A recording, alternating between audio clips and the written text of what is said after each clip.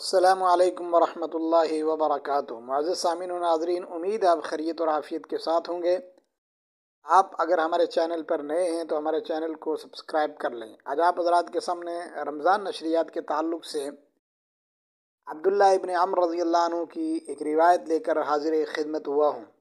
عبداللہ ابن عمر رضی اللہ عنہما سے مروی ہے، رسول اللہ صلی اللہ علیہ وسلم نے فرمایا، روزہ اور قرآن مل کر قیامت کے دن بندے کی شفاعت کریں گے۔ کہے گا، اے اللہ، میں نے اسے کھانے پینے اور شہوات نفس سے روکا تھا، لہذا اس کے بارے میں میری سفارش قبول فرما۔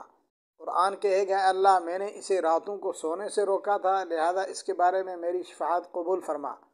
رسول اللہ صلی اللہ علیہ وسلم نے فرمایا، دونوں کی شفاعت قبول کر لی جائے گی۔ ثابت ہوا کہ رمضان میں تلاوت قرآن مجید کو خصوصی اہمیت حاصل ہے۔ تلاوت قرآن مجید دن میں بھی ہو لیکن راتوں میں زیادہ اہتمام ہو، جیسا کہ عبداللہ ابن عمر کی مذکورہ حدیث اور عبداللہ ابن عباس کے مذکورہ اثر سے ثابت ہو رہا ہے۔ معزز ناظرین و سامعین، قرآن مجید ایک ایسا مقرب عمل ہے کہ جس کے ذریعے رمضان المبارک کو قیمتی بنایا جا سکتا ہے۔ السلام علیکم ورحمۃ اللہ وبرکاتہ۔